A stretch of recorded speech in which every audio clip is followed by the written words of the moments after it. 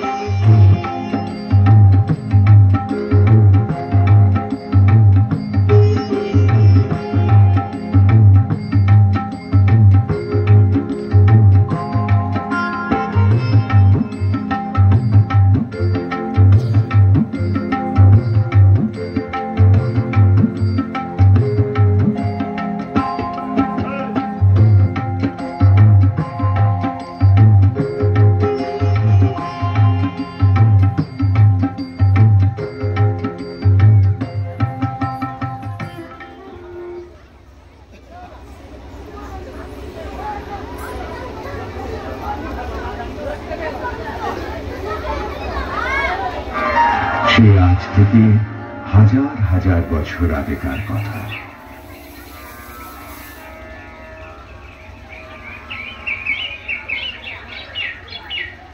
পৃথিবীতে তখন অসুরদের রাজত্ব।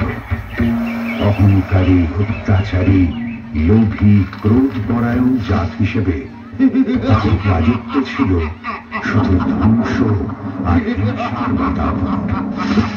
এসব সত্ত্বেও অসুরেরা ছিল দেব দেবীদের একনিষ্ঠ সাধক।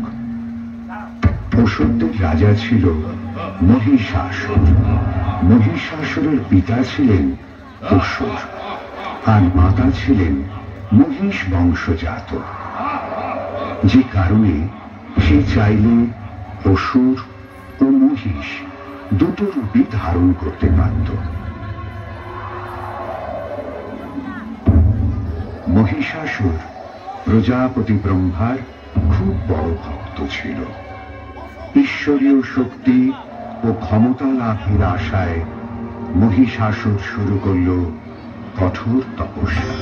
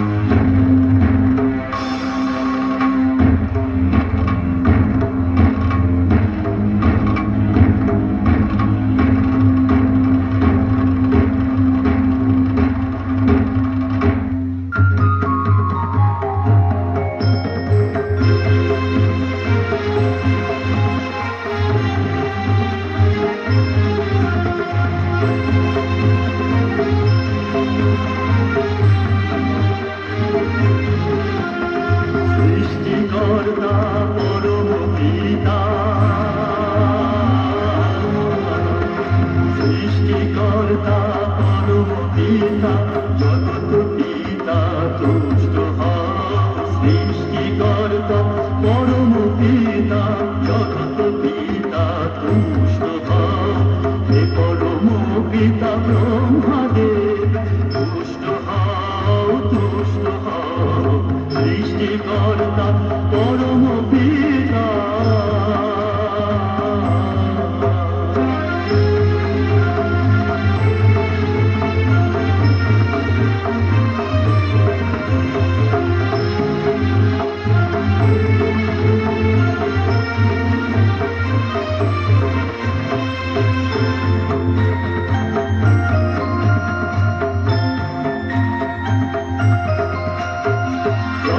অসুরের পুত্র আমি, অসুর কুলের শ্রেষ্ঠ বীর, উড়াব আমার বিজয় ধ্বজা, সঙ্গীতে আমি রবনাথীর। কল্যাণকারী ভগবান তুমি, কল্যাণকারী ভগবান তুমি, ভক্ত তব করে আহ্বান, যতই আসুক প্রলয় ঝঞ্ঝা, যতই আসুক ঝড় তুফান।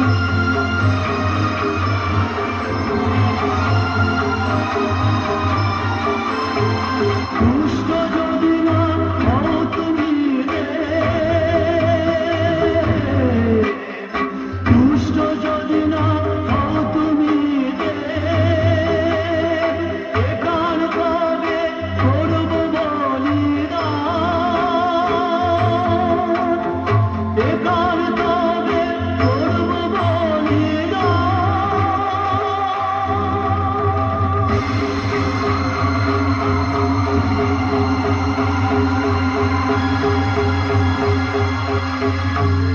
কেটে গেল কয়েক হাজার বছর।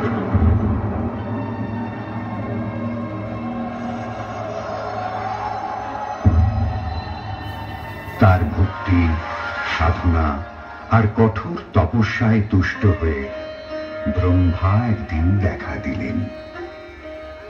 মহিষাসুর, তোমার তপস্যায় আমি সন্তুষ্ট। বলো, কি বর চাও তুমি? হে দেব, আমাকে এমন বর দিন যাতে স্বর্গ, মর্ত্য ও পাতালে কেউ কোনোদিন আমাকে পরাস্ত করতে না পারে। আমাকে এমন শক্তি দিন যাতে পরাক্রমে আমার সমান কেউ না থাকে। ব্রহ্মা মহিষাসুরের তপস্যা আর ভক্তিতে এতটাই প্রীত ছিলেন যে বেশি কিছু না ভেবে বলে দিলেন, তথাস্তু। এই ত্রিলোকে তোমার মতো বীর কেউ থাকবে না। কোন যুদ্ধে কোন পুরুষ কখনো তোমাকে পরাস্ত করতে পারবে না।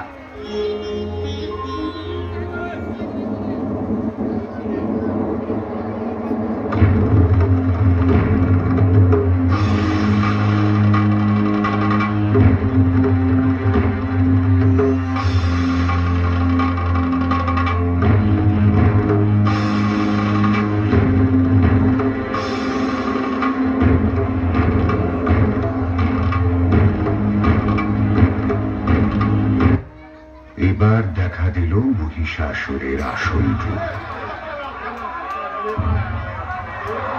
যত বড় ভক্ত আর তপস্বী হোক, আসলে তো সে অসুর। তাই প্রজাপতি ব্রহ্মার বরে যেই সে অপরাজেয় হয়ে গেল, অমনি তার অসুর সাম্রাজ্য বিস্তারের লোক দেখা দিল। সহজেই মর্ত্য আর পাতালের অধিকার নিয়ে তার অসুর বাহিনীর সাহায্যে প্রচন্ড তাণ্ডবে সারা ব্রহ্মাণ্ড ঘুরিয়ে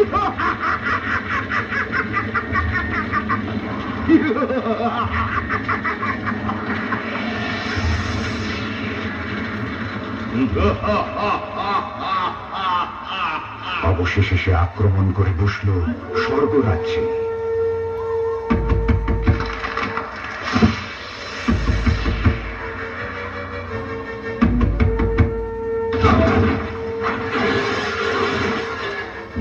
মহিষাসুর ও অসুর বাহিনীর আক্রমণে যখন দেবতারা সন্ত্রস্ত, তখন তাদের বাঁচাতে ছুটে এলেন স্বয়ং দেবরাজ ইন্দ্র। তোর এত ক্ষমতার দম্ভ যে তুই আমারই রাজ্য আক্রমণ করে বসেছিস, এর ফল তোকে পেতেই হবে। মহিষাসুর অট্টহাস্য করে উঠল। দেবরাজ তখন তার বজ্র নিক্ষেপ করলেন ইন্দ্রের বজ্র মহিষাসুরের কোনো ক্ষতি করতে পারল না। দেবরাজ ইন্দ্র যুদ্ধে পরাজিত হলেন। ক্রমে ক্রমে দেবতারা বিতাড়িত হলেন স্বর্গ থেকে। স্বর্গরাজ্যে দেবরাজ ইন্দ্রের স্থানে মহিষাসুরের পুজো শুরু হয়ে গেল।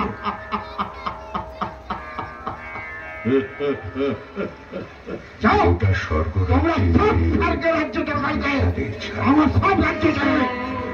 যে স্বর্গরাজ্য ছিল অপার শান্তি ও অসীম আনন্দের, তা পরিণত হল অশান্তি ও ধ্বংসের রাজ্যে।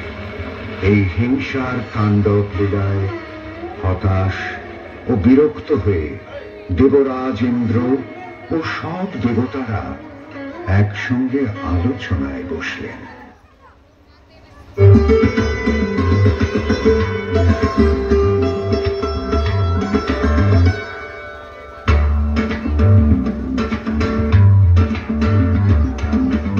মহর্ষি ব্রহ্মার বরে বলিয়ান মহিষাসুর তার অত্যাচারের সীমা ছাড়িয়েছে।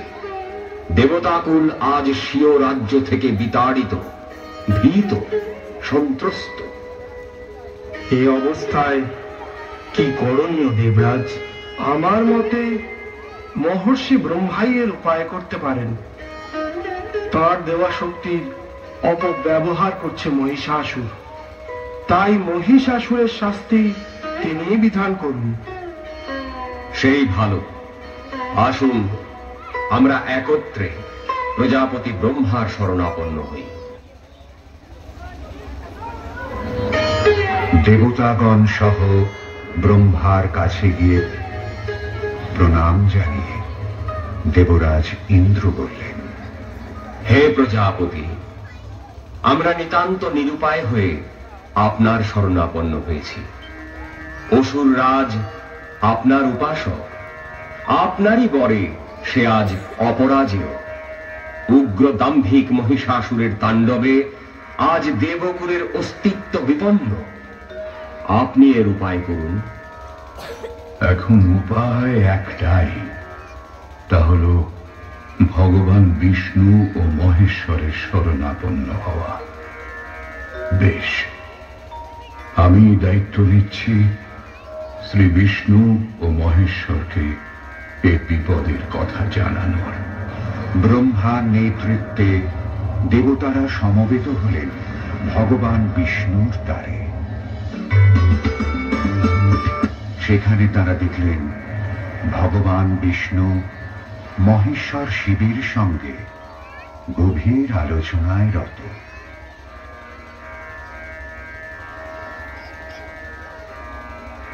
ব্রহ্মা তাদের প্রণাম জানিয়ে বললেন, হে দেবাদিদেব, হে নারায়ণ, দেবলোকে আজ ঘোর দুর্দিন। মহিষাসুরের প্রতাপে দেবতারা স্বর্গরাজ্য থেকে বিতাড়িত। তার অত্যাচারে ত্রিলোকে আজ সন্ত্রাসের ছায়া। আমারই বড় প্রাপ্ত হয়ে সে অপরাজেয়। তার বিনাশের উপায় আপনারাই করুন। মহাদেব, আপনি শীঘ্রই দুঃসাহসী অসুরকে বিনাশ করে দেবকুলকে রক্ষা করুন। কিন্তু মহিষাসুরকে পুরুষের অবদ্ধ হওয়ার বর তো আমিই দিয়েছি।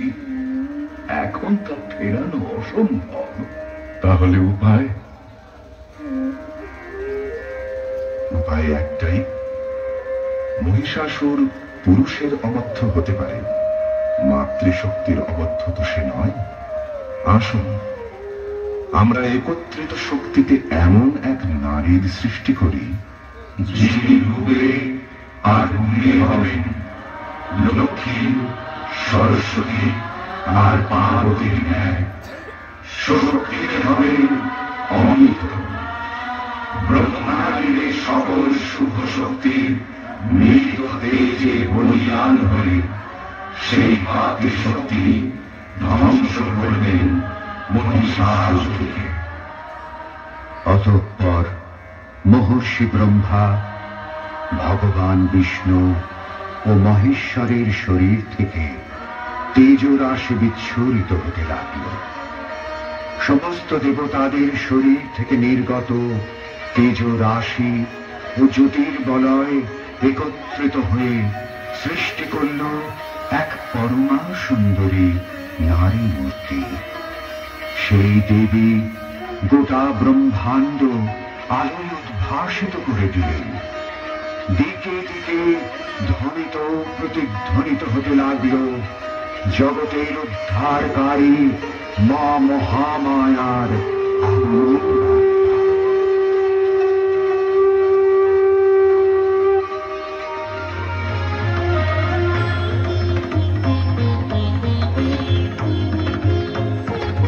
জাগো মা চণ্ডী, নম চণ্ডী, জাগো মা চণ্ডী, নম চণ্ডী, জাগো অসুরনাশিনী, বিপদতারিণী, ভব ভয় মনোহারিণী, জাগো মা চণ্ডী, নম চণ্ডী, জাগো মা চণ্ডী।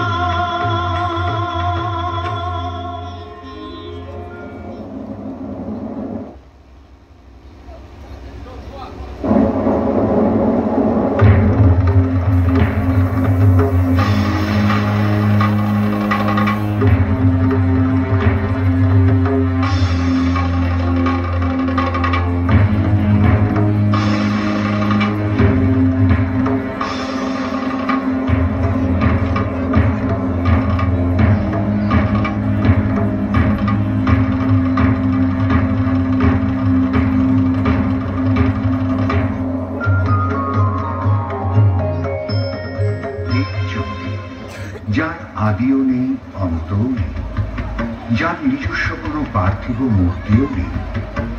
এই বিশ্ব চরাচরের সমস্ত সৃষ্টিতেই তাঁর প্রকাশ। আবির্ভূতা হন দেবতাগণের সংকটকালে ও অসুরকুলের বিনাশকালে।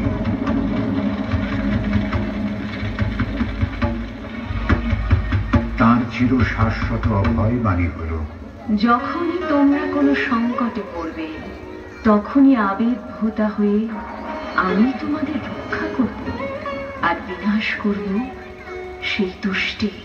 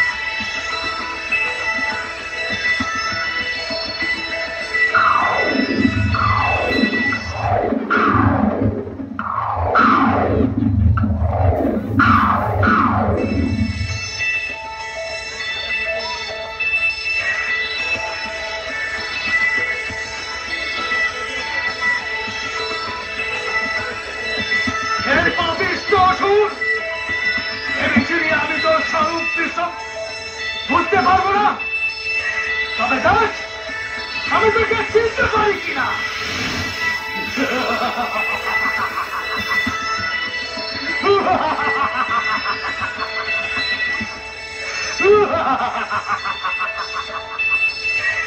আমি তোকে অভিশাপ যে নারী রূপে তুই আমার যজ্ঞ পাণ্ডব করেছিস, সেই নারীর হাতে তোর মৃত্যু।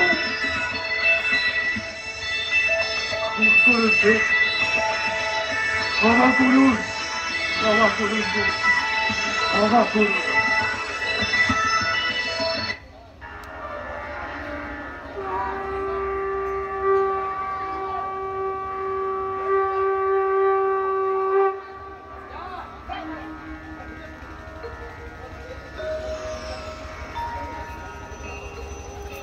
অসীম শক্তিরূপী দেবী রণসজ্জায় সজ্জিত হয়ে আবির্ভূতা হলেন রণভূমিতে। সমস্ত ত্রিলোক তাঁর এই আবির্ভাবে আলোকিত হয়ে উঠল। দেবী সিংহের ওপর আসীন হয়ে তাঁর মহাশঙ্খধ্বনি দিয়ে জানিয়ে দিলেন তাঁর আগমন বার্তা।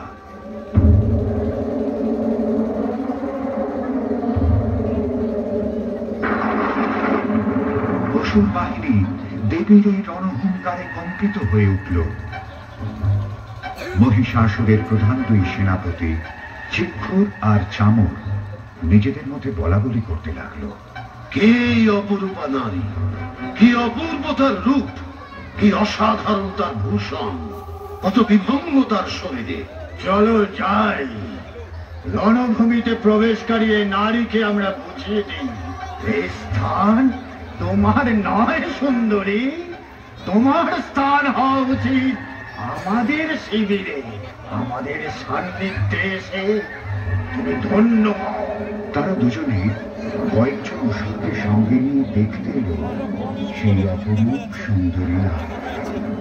দেবীর সম্মুখে এসে চিক্ষুর বলল, হে নারী, এই ত্রিলোকের সমস্ত পুরুষ আমাদের পদানত, তুমি সামান্য নারী। এ রূপ যৌবন নিয়ে কেন অনর্থক যুদ্ধে এসেছ? তার চেয়ে এসো, পৃথিবীতে আগমনের মূল উদ্দেশ্য।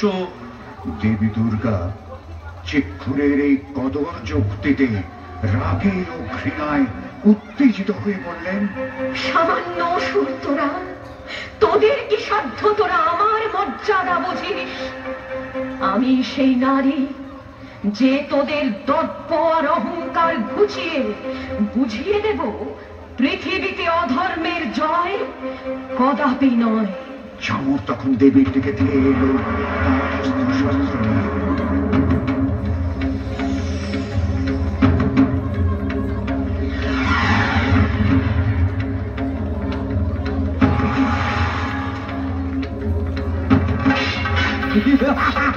তার কৈফিক ধার দিয়ে তার মস্তক ছেদন করলেন।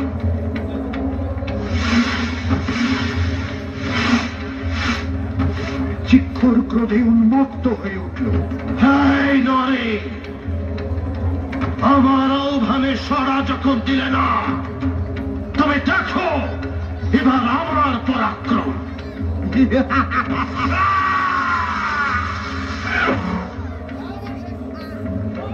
দেবী তখন তার রণহুঙ্কারে 10 দিক উদ্বেলিত করে চিক্ষুরকে সুদর্শন চক্রের আঘাতে ছিন্ন করে দিলেন। এই দুই সেনাপতির নিহত হওয়ার খবর পৌঁছল মহিষাসুরের কাছে।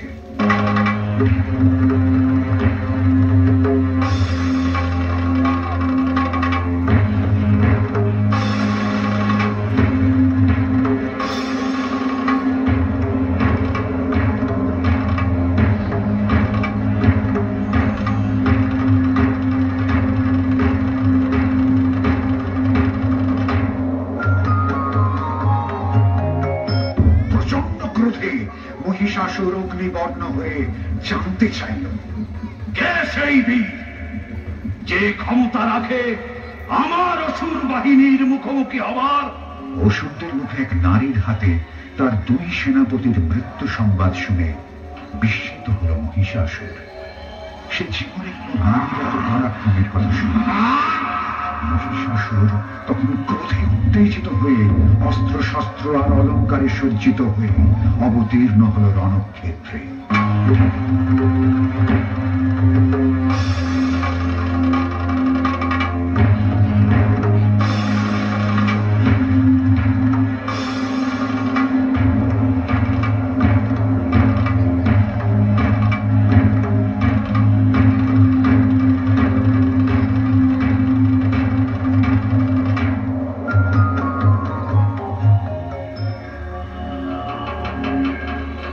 যুদ্ধক্ষেত্রে দেবীকে দেখা মাত্র তার রূপে মুগ্ধ হয়ে গেল মহিষাসুর। তার সামনে হাত জোড় করে বলল, হে দেবী, আমি ইচ্ছা করলে বিভিন্ন রূপ ধরতে পারি। সমস্ত স্বর্গ ও মর্তের ঐশ্বর্য অলঙ্কার যা আমি দেবরাজ ইন্দ্রকেও দেবতাদের যুদ্ধে পরাজিত করে লাভ করেছি, সমস্তই আছে আমার প্রাসাদে। আমার রানী হয়ে তুমি এ সমস্ত কিছু উপভোগ করো। হে সুন্দরী, আমি তোমার দাস। তুমি যদি চাও আমি দেবতাদের সঙ্গে শত্রুতা ত্যাগ করব। তোমার সুখের জন্য আমি সমস্ত কিছুই করতে প্রস্তুত। যুদ্ধে দেবতারা আমার শক্তির পরিচয় পেয়েছে, তবু হে দেবী, আমার সমস্ত শক্তি সূর্য আমি তোমার চরণে রেখে আমার দাসত্ব স্বীকার করছি। আমায় গ্রহণ করো। দেবী দুর্গা ক্রুদ্ধস্বরে জানালেন, ওহে দানব, আমার দ্বারাই এই বিশ্ব সৃষ্টি, আমি তার পরমা প্রকৃতি। তুমি মূর্খ, তুমি নির্বোধ, তাই আমায় কামনা করো। সর্বশক্তিমান ছাড়া কোন সঙ্গই আমার কাছে কাঙ্ক্ষিত নয়। দেবতাদের সঙ্গে শত্রুতা ছেড়ে যেখানে যেতে চাও যাও, নয়তো যুদ্ধ করো। জেনে রাখো, তোমার চেয়ে আমি শক্তিশালী। সমস্ত দেবতাদের শক্তি একত্রিত হয়ে আমার সৃষ্টি।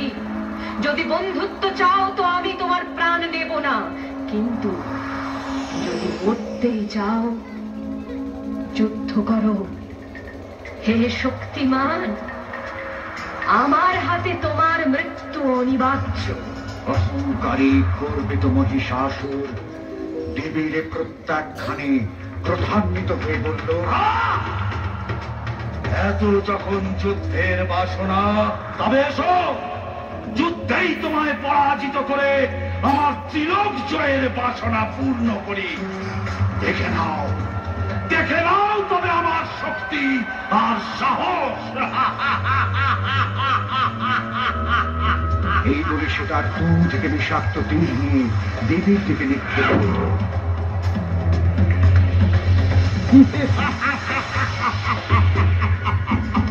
দেবী তার অস্ত্রের সাহায্যে সে তীরকে টুকরো টুকরো করে দিলেন। দেবী আর মহিষাসুরের যুদ্ধ এত চরম পর্যায়ে পৌঁছে গেল যে দানব ও দেবতারা সকলেই কম্পিত ও শঙ্কিত হয়ে পড়ল।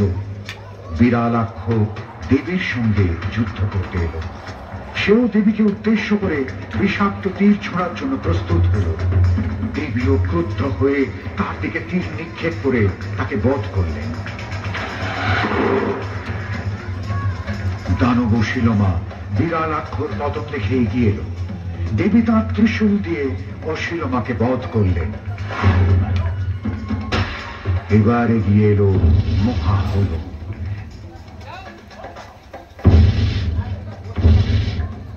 দেবী বজ্রাঘাতে হাতে তাকে বধ করলেন। মহাহন পাহাড়ের চূড়ার মতো ভূপতিত হল। মহিষাসুর তার অসুর বাহিনীর এই পরাজয়ে ও দেবীর পরাক্রমে বিস্মিত হয়ে গেল। দেবী সহসা গদা দিয়ে মহিষাসুরের বুকে আঘাত করলেন। প্রবল শক্তিশালী মহিষাসুর দেবীর এই অতর্কিত আক্রমণে জ্ঞান হারালো। পর মুহূর্তে ফিরে এসে দেবীর সিংহকে আক্রমণ করল তার গদা দিয়ে। দেবীর বাহন সিংহ তখন তার নখ দিয়ে মহিষাসুরকে ছিন্ন ভিন্ন করতে উদ্যত হল। সঙ্গে সঙ্গে মহিষাসুর তার রূপ পরিবর্তন করে সিংহের রূপ নিল। দেবী ক্রোধান্বিত হয়ে মহিষাসুরকে লক্ষ্য করে ক্রমাগত বিষাক্ত সাপের মতো তীর নিক্ষেপ করতে লাগল। মহিষাসুর সিংহ রূপ ছেড়ে তার গর্জনে চারদিক কেঁপে উঠল। তার সুর দিয়ে পাহাড় পর্বতগুলোকে সে নাড়ি দিতে লাগলো। দেবী তখন ক্রোধে তার দিকে সুদর্শন চক্র নিক্ষেপ করলেন। পরাজয় নিশ্চিত ছিলেন। মহিষাসুর এবার তার আসল রূপ মহিষে ফিরে এসে দেবীকে আক্রমণ করল।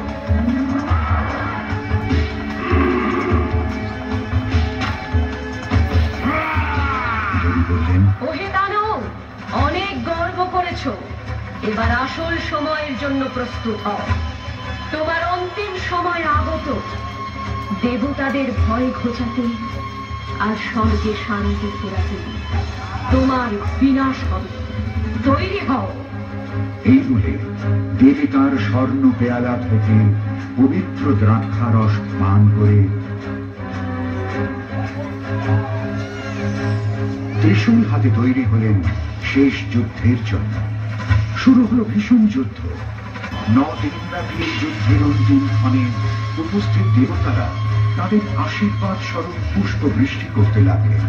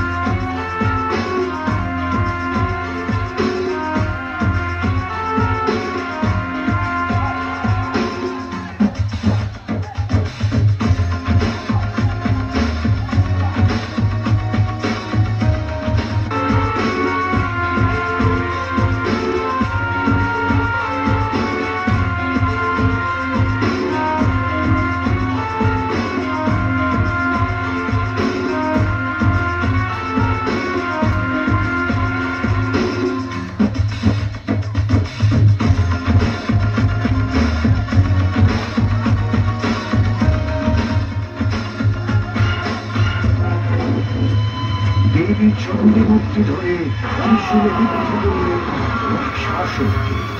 চুলে বিদ্ধ করলেন মহিষাসুরকে। আর সুদর্শন চক্র দিয়ে মহিষাসুরের উচ্ছেদ করলেন। তার রক্তে পাহাড় পর্বত নদী রক্তবর্ণ ধারণ।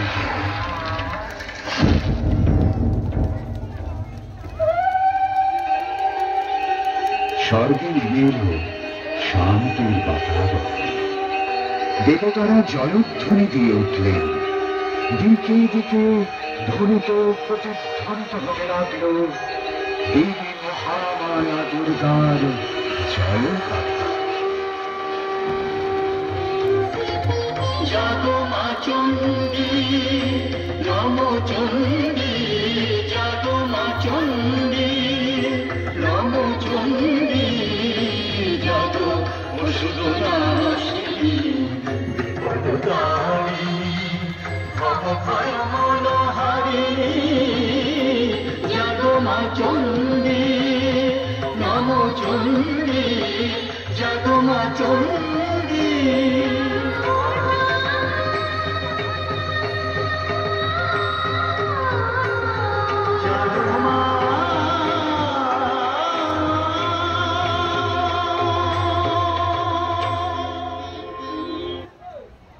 ধন্যবাদ, সবাইকে ধন্যবাদ।